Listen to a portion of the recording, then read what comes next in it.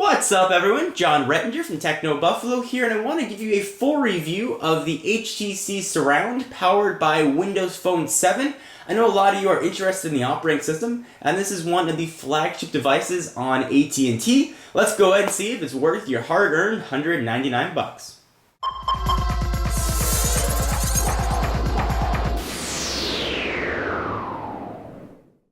Alright, so before I get to the phone review and go over all the specs, I generally like to start a phone overview with talking about call quality. If the phone doesn't make good phone calls, no matter what the operating system is or what it can do, it's not going to be much use to you. The HTC Surround does make excellent phone calls. Call quality is absolutely outstanding. It was able to pull in a strong 5-bar signal really most of the places that I went, where most phones would get me maybe 4 bars of 3G. This was pulling in a much stronger signal. Certainly bars are a bit arbitrary from device to device, but this did have a very strong antenna. Speakerphone, I'm going to hold off on because we're going to talk on that a little bit later. That's sort of the reason that this device is called the Surround. But from a call quality standpoint, it was absolutely outstanding. Alright, so now that we've discussed that, let me review the specs of this guy with you. It has a 3.8-inch, that's diagonal, WVGA resolution screen, which means 480 by 800. It's got a 1 GHz Snapdragon processor, which is sort of the minimum requirements for Windows Phone 7. And I will say the Snapdragon processor feels very fast on Windows Phone 7 devices that I've tested. And that would be the HTC Surround and the Samsung Focus. Really seems to be optimized. It feels just much zippier than the Snapdragon processor feels on even an Android device. It has 16 gigs of internal storage, 512 megabytes of ROM, 448 of RAM. It's got on the back a 5 megapixel camera, which will do autofocus, LED flash, of course, and a video capabilities, which will record at 720p. It also has the sort of Dolby Mobile we'll talk about in just a few minutes. It's got a digital compass, 802.11n, which is sort of a little bit rare now for mobile devices, but it's becoming more commonplace. It's got a 1,230 milliamp hour battery, and this thing weighs, it's actually a little bit on the heavier side, weighing 165 grams or 5.28 ounces, or 5.82 ounces rather, with the battery in there. So let's jump in and talk about the battery first. This is a very media-centric device. If you saw my overview on Windows Phone 7, you know this phone does a lot of stuff with these live tiles playing information. And even though it doesn't have multitasking support for third-party applications, it does a lot of stuff in the background for the native apps, and that sucks battery.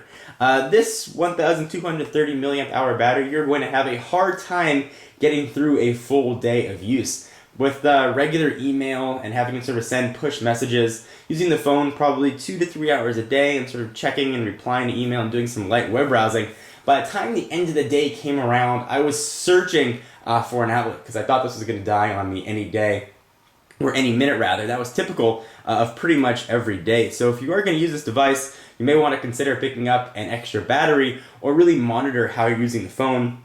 You might not want to set your email at push. You might want to set it to sort of pull stuff in every 15 minutes or 30 minutes. And going back to the weight, the phone feels very heavy. It's got sort of a sturdy feel to it and a little bit heavier than you'd expect from a mobile device. It certainly has HTC's really solid build quality. It feels good. It looks kind of industrial.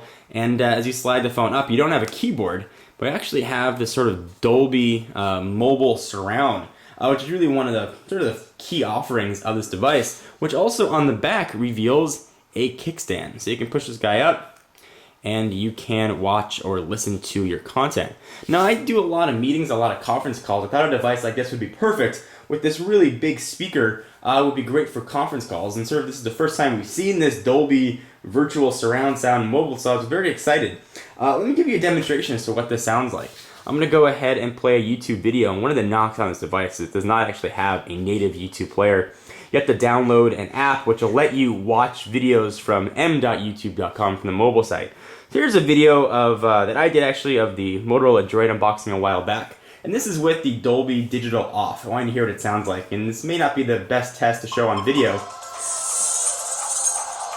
because the microphone's not going to capture the true sound. So here's sort of a standard speaker. Hey guys, John Rettinger here with an unboxing. Now let me turn the Dolby Digital on. For Verizon Wireless. This is one that I'm really excited to get my hands on. You've seen the ad campaign. And it sounds no different, and that is, don't bother adjusting your speakers. It really doesn't do much. I'll go ahead and pause this here. I was quite surprised and really disappointed, actually, in this Dolby Mobile. It really didn't do anything other than just drain battery a little bit more. Speakerphone for something this loud was a little bit on the tinny side and wasn't even close to what I expected of the quality from a device that calls itself the Surround.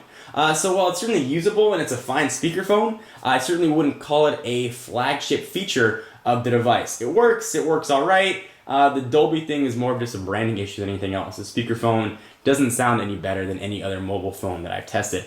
Something definitely to keep in mind with the Surround if this is one of the reasons you're looking to purchase it. Go ahead and slide this guy closed. So Microsoft has sort of put in limitations for what phone manufacturers can do with the operating system as a core, but what sort of separates Windows Phone 7 is that these manufacturers can make their own sort of hubs, and HTC has sort of done that right here. So your experience using any Windows Phone 7, the operating system is going to look the same. What's going to differentiate it though are these hubs, which is kind of a cool middle ground between what Apple does, keeping things locked down, and the sort of wide openness of Android, where your user experience can vary from device to device. So let's take a look at the HTC Hub, which is one of the things that really separates it from the other mobile phones. And if you've used HTC Sense on an Android phone or a previous generation Windows mobile phone, it's going to look very familiar to you, and it looks really nice. It's a great interface. You actually have access to download exclusive HTC applications, which you can see right here. So you've got a sound enhancer, stocks, photo enhancer, and there's some more. And when you go into the marketplace here, you actually get a separate almost app category for your particular manufacturer device. I'm going to go ahead and open up the marketplace here. And you'll notice that there is a separate category for HTC. If you're using a Samsung device, it'll say Samsung there. So go ahead and jump on into apps. And you will see that, which is kind of neat. It lets you get sort of that custom experience that you want from your phone that you don't really expect to get. So you get sort of a different way to get your applications. Here you've got the application store, and you go ahead and download these sort of HTC applications that won't show up on other devices. And that would be most particularly the HTC weather application and such. Now I'm sure there'll be ways around that, but for the most part, that's the best way to get on here, sort of have the manufacturer put out these applications. So you can sort of download all these, and they work very well. They're sort of nice. You can get some more photo enhancement features, sound enhancer. I'm not going to go through the nuances of each application for the interest of time, but suffice it to say, they do work well, and you sort of control the customization of your device, which I really like. I'm going to keep this sort of not a review of Windows Phone 7. I did sort of an overview and a review of that, but sort of a summation is I really like the operating system. I think it's got a lot of potential in the marketplace. It's certainly new, and it is sort of striving to find its own, but I think by the time we get to version 2 and 3, it's really going to be a competitor. The browser works well, the internet speed is very quick, pinch to zoom works fantastically. I've sort of demonstrated all that in previous videos. I will say as a whole package, the HTC Surround is a great phone.